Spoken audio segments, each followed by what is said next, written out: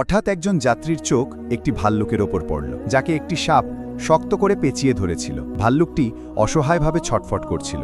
যাত্রীর মনে দয়া হলো, তিনি সাহস দেখিয়ে সাপটিকে মেরে তাড়িয়ে দিলেন। এভাবে ভাল্লুকের প্রাণ বেঁচে গেল। ভাল্লুকটি কৃতজ্ঞ হয়ে সেই লোকটির পেছনে পেছনে চলতে শুরু করল। দুজনের মধ্যে গভীর বন্ধুত্ব হয়ে গেল। একদিন যাত্রী এবং ভাল্লুক একটি গাছের নিচে বিশ্রাম করছিল। সেই সময় সেখান দিয়ে একজন দরবেশ যাচ্ছিলেন। তিনি লোকটিকে ভাল্লুকের সাথে বসে থাকতে দেখে বললেন, হে যাত্রী, মনে রেখো, জ্ঞানীর শত্রুতা মূর্খের বন্ধুত্বের চেয়ে ভালো। এই ভাল্লুক তোমার বন্ধু হতে পারে না, এর থেকে দূরে থাকো, নইলে তোমার ক্ষতি হবে। যাত্রী উত্তর দিলেন, তুমি বাজে কথা বলছো।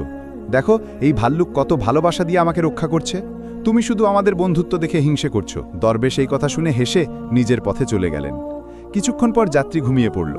ভাল্লুকটি তার বন্ধুত্ব রক্ষা করার জন্য জেগে রইল এবং তার ওপর নজর রাখতে লাগল। হঠাৎ একটি মশা বারবার এসে লোকটির মুখে বসতে লাগল। ভাল্লুকটি বারবার মশাটিকে তাড়াচ্ছিল, কিন্তু সেটি আবার ফিরে আসছিল। অবশেষে ভাল্লুকটি রেগে গিয়ে বলল, এবার আমি এই মশাটিকে চিরদিনের জন্য শেষ করে দেব, যাতে আমার বন্ধুর ঘুম নষ্ট না হয়। ভাল্লুকটি একটি বড় পাথর তুলে লোকটির কপালে বসা মশাটির উপর জোরে ছুঁড়ে মারল। মশাটি সঙ্গে সঙ্গে উড়ে গেল, কিন্তু পাথরটি সোজা লোকটির মাথায় গিয়ে লাগল এবং সে ঘটনাস্থলেই মারা গেল।